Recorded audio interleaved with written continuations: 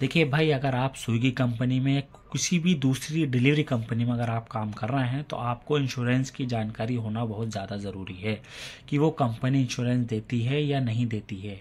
क्योंकि देखिए, इंश्योरेंस एक ऐसी चीज़ है, कल को अगर आपको काम के दौरान कुछ हो जाता है तो इंश्योरेंस ही आपके काम आने वाला है। तो सारी बातें भाई इंश्योरेंस के बारे में इस वीडियो में देने वाला हूं, तो प्लीज़ इस वीडियो को आप पूरा वॉच कीजिएगा। वीडियो थोड़ी भी अच्छी लगी तो वीडियो को लाइक और चैनल को सब्सक्राइब कीजिएगा। देखिए भाइयों, आपको मालूम है कि स्विगी कंपनी में, किसी भी कंपनी में पैसा कमाना ऐसा है कि जैसा कि जान बदली का पैसा लेना। क्योंकि आपको मालूम है कि हर कंपनी ये चाहती है कि मेरा rider fast to fast time से पहले ऑर्डर जो है कस्टमर को डिलीवर कर दे। अब इस दौरान उसको कुछ हो जाता है तो इस बात की गारंटी कौन लेता है कि राइडर को अगर कुछ हो गया तो उसको और उसके परिवार को कौन देखेगा। इसी के लिए कंपनी जो है दावा करती हैं कि हम इतना पैसा देंगे और हम इतना पैसा देंगे। और कितना पैसा देती हैं कंपनी, ये तो होने के बाद ही पता चलता है। किसी के साथ कोई अनहोनी बुरा वक्त ना आए किसी के साथ, मैं यही प्रे करता हूँ गॉड से। लेकिन स्विगी कंपनी जो इंश्योरेंस का दावा करती है 2024 में, वो क्या करती है उसको ध्यान से सुनो भाई। देखिए, मैं छोटी सी क्लिप भी मैं लगा रहा हूँ, आप इसको देख सकते हैं कि स्विगी कंपनी जो है, अगर मान लीजिए काम के दौरान आपको कुछ हो जाता है और आप हॉस्पिटलाइज होते हैं तो आपकी और आपकी फैमिली के केयर के लिए 2 लाख का इंश्योरेंस देती है। और इन केस मान लीजिए आपके साथ कोई बड़ा एक्सीडेंट हो जाता है, मान लीजिए आपका पैर टूट गया, आपका हार्ट टूट गया या अदरवाइज कुछ, तो उस केसेस में कंपनी जो है 10 लाख रुपए तक का इंश्योरेंस देती है। और ये जो इंश्योरेंस है भाई 4 लोगों के लिए होता है, हस्बैंड, वाइफ और 2 बच्चे।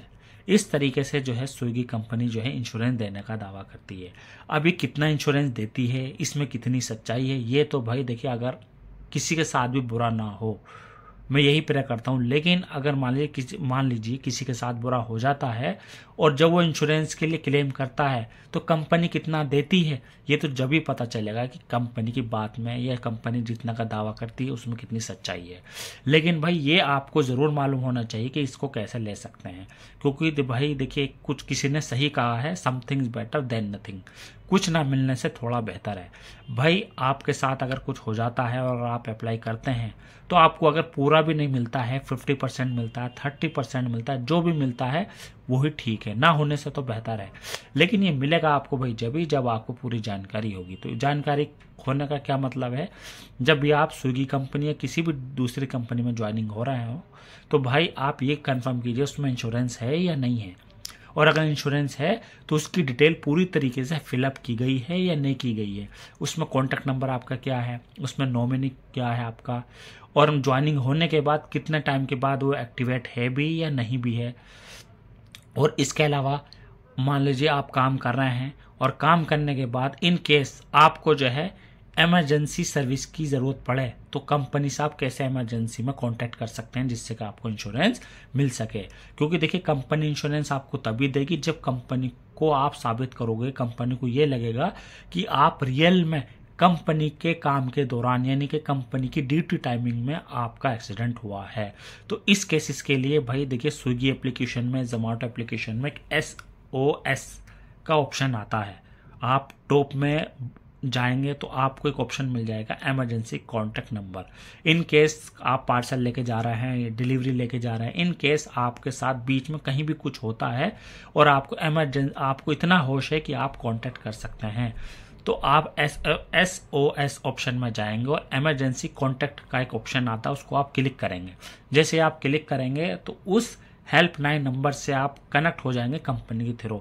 कंपनी को मैसेज जाएगा कि हाँ भाई, इस बंदे को इमरजेंसी सेवा की ज़रूरत है। तो उस केसेस में कंपनी का कोई बंदा या कंपनी की कोई गाड़ी आपको पिक करेगी और आपको वो हॉस्पिटलाइज करेगी। अब वहीं से ही आपका प्रोसेस शुरू हो जाता है इंश्योरेंस का। फिर ओवरऑल जितना भी आपका खर्च होगा कंपनी देखेगी। और मान लीजिए सपोज डेट आपने SOS का ऑप्शन फॉलो किया, इमरजेंसी कॉन्टैक्ट नंबर को आपने फॉलो किया, कंपनी की तरफ से कोई भी गाड़ी नहीं आती, कोई भी कॉल नहीं आती और आप अपना सर्विस आप खुद ही हॉस्पिटलाइज हो जाते हैं, खुद ही अपना ट्रीटमेंट लेते हैं, तो उस केसेस में भी कंपनी जिम्मेदार होगी। क्योंकि कंपनी को आपने बताया लेकिन कंपनी ने कोई रेस्पॉन्स नहीं दिया। कल को अगर आप क्लेम करते हैं तो आपको इस बात का प्रूफ होगा कि आपने कॉन्टैक्ट किया। एक बात तो ये, दूसरी बात ये भाई, जब भी आप हॉस्पिटलाइज हों तो आप अपने सारे बिल्स, अपनी सारी मेडिसिन्स अपने साथ रखें, हर चीज़ का प्रूफ रखें, कौन से डेट से आप हॉस्पिटलाइज हुए, कहाँ कितना खर्चा आया, यानी कि A to Z हर चीज़ का आप अपने पास डिटेल रखें। तो भाई देखिए, बताने को तो बहुत कुछ है, लेकिन मेन चीज़ है समझना, और एक वीडियो में सारी बातें कवर नहीं हो सकती। अगर आपको कोई भी ज़्यादा जानकारी चाहिए भाइयों, तो प्लीज़ वीडियो में आप कमेंट कीजिएगा। वीडियो थोड़ी भी अच्छी लगी तो वीडियो को लाइक और चैनल को सब्सक्राइब कीजिएगा। Thank you.